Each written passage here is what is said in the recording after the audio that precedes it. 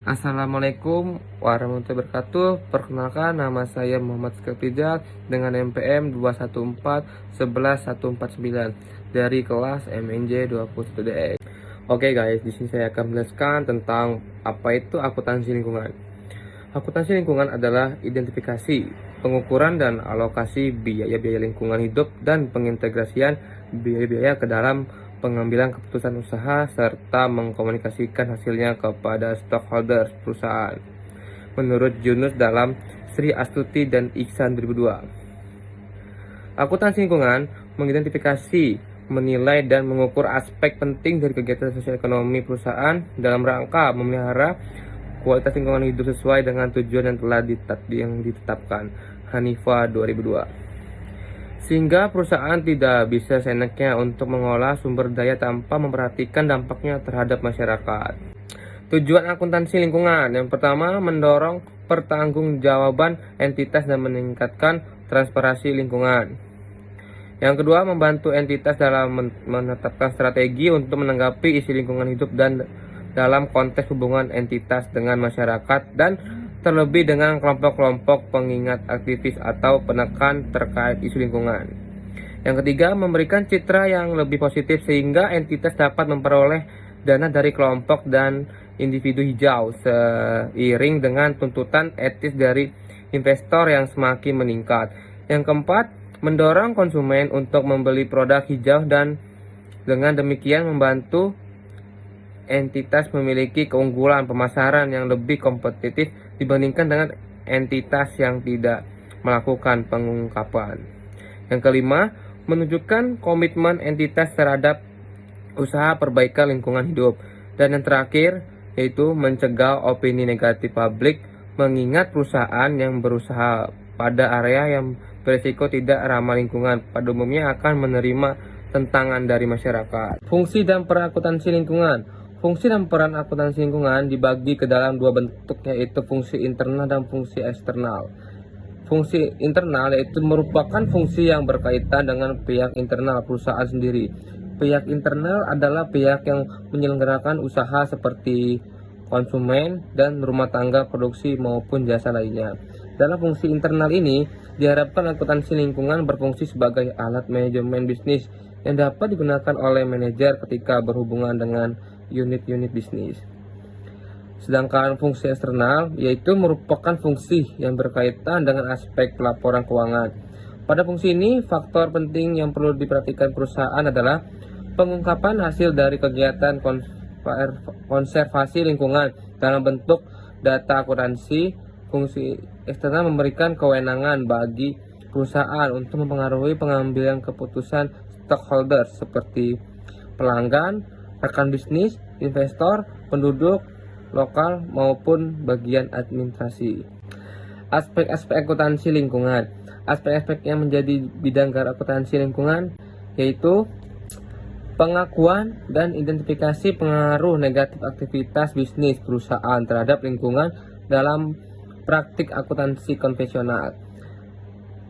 Yang kedua, identifikasi, mencari dan memeriksa persoalan bidang akuntansi konvensional yang bertentangan dengan kriteria lingkungan serta memberikan alternatif solusinya.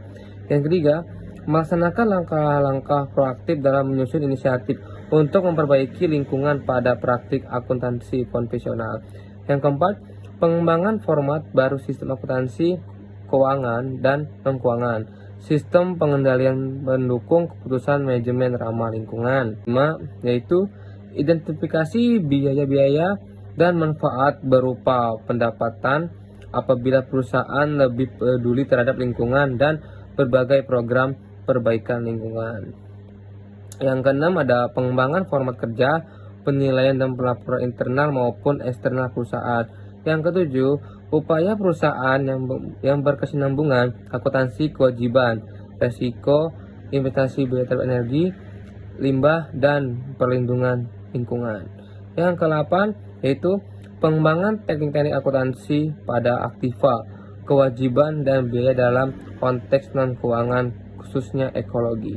Adapun faktor-faktor yang mempengaruhi akuntansi lingkungan. Yang pertama itu ada biaya konservasi lingkungan yang diukur menggunakan satuan nilai mata uang. Yang kedua, keuntungan dari upaya konservasi alam di sekitar area perusahaan yang diukur dengan satuan fisik. Yang ketiga, profit dari kegiatan konservasi yang dapat dihitung menggunakan satuan nilai mata uang.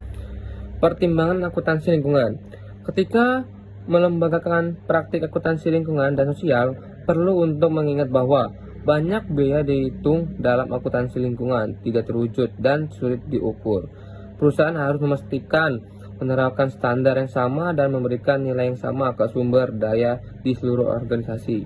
Beberapa nilai bersifat subjektif dan berbeda dengan individu, sehingga dapat menjadi sulit untuk datang ke sebuah konsensus tentang apa yang harus mengukur dan bagaimana.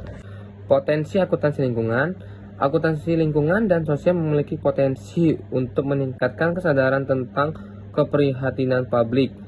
Hal ini dapat membantu kita secara substansial mengurangi polusi, melindungi habitat satwa liar, dan menyelamatkan lahan pertanian dari pembangunan.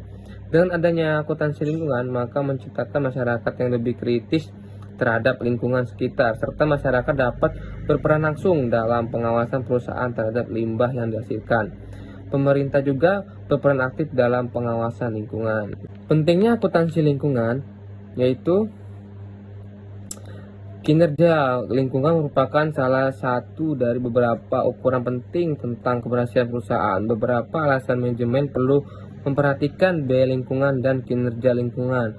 Menurut Sudarno 2008, yaitu beberapa biaya lingkungan dapat dikurangi dan dieliminasi secara signifikan sebagai hasil dari keputusan bisnis, mulai dari operasi perubahan perdagangan ke investasi dalam teknologi pemroses yang lebih hijau dan meredesain proses produk. Nah, terus biaya lingkungan, misalnya penghematan biaya lingkungan secara potensial dapat dikaburkan dalam akun biaya overhead atau bahkan diabaikan.